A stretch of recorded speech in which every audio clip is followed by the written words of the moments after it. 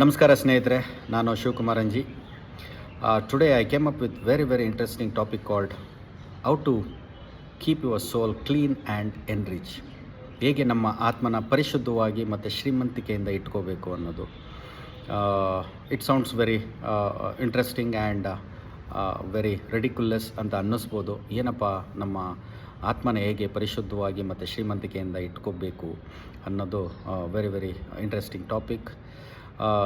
ಸ್ನೇಹಿತರೆ, ಇದನ್ನು ನಾನು ಹಾಗೆ ಹೇಳೋದಕ್ಕಿಂತ ಒಂದು ಕಥೆಯ ಮೂಲಕ ತಮಗೆ ರೀಚ್ ಆಗೋದಕ್ಕೆ ಇಷ್ಟಪಡ್ತೀನಿ, so that everybody can understand better.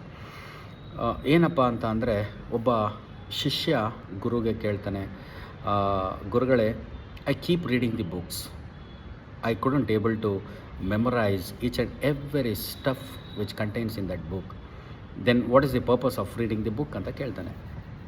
ಆಗ ಗುರು ಅವನ ಕಡೆಗೆ ನೋಡಿ ನಗಾಡಿ ಸುಮ್ಮನೆ ಆಗಿಬಿಡ್ತಾರೆ. ದೋ is A very curious student.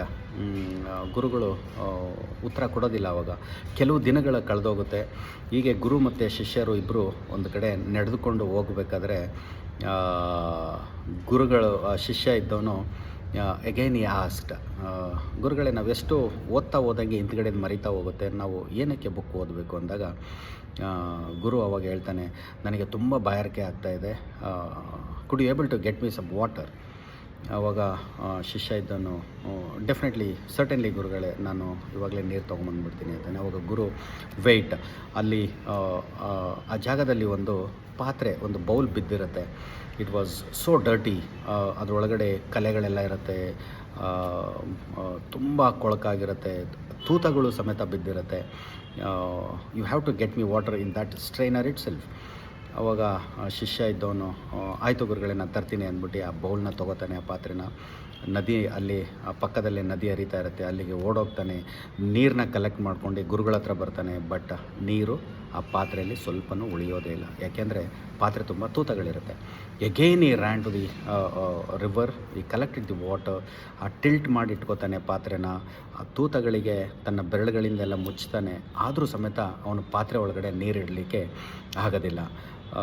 ಹೀಗೆ ಹಲವು ಬಾರಿ ಅವನು ಪ್ರಯತ್ನ ಪಟ್ಟರೂ ಸಮೇತ ನೀರು ತಗೊಂಬಂದು ತನ್ನ ಗುರುಗಳಿಗೆ ಕುಡಿಸೋದಕ್ಕೆ ಅವನ ಕೈಯಲ್ಲಿ ಸಾಧ್ಯವಾಗಲ್ಲ. ಸೊ ಅಟ್ ದಿ ಎಂಡ್ ಅವನು ತೊಗೊಂಬಂದು ಗುರುಗಳ ಪಾದ ಹತ್ರ ಪಾತ್ರೆ ಇಟ್ಟು, ಗುರುಗಳೇ, I am really sorry, I am failed, it was impossible for me to bring water ಅಂತಾನೆ.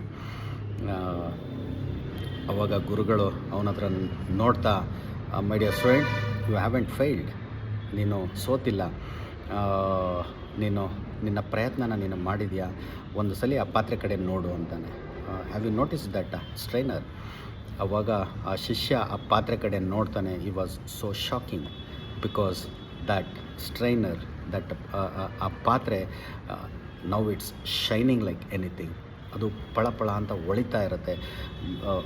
Because though the water, it never stayed in that strainer, but it washed it over all the dirt in that strainer.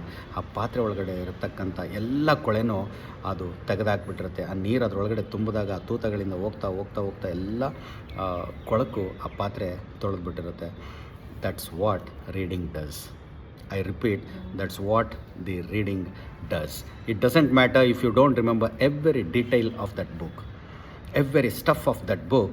If you didn't matter, that's not worrisome. It doesn't matter if the knowledge seems to slip through like water through a strainer. ನೀರು ಹೇಗೆ ಆ ತೂತದಿಂದ ಹೋಗ್ತಾ ಇತ್ತು, even though it doesn't matter, the knowledge slips from while you read. Only because while you read, your mind is refreshed, your spirit is renewed, your ideas are oxygenated, and even you don't notice it right away, you are being transferred from inside out. That's what the reading makes.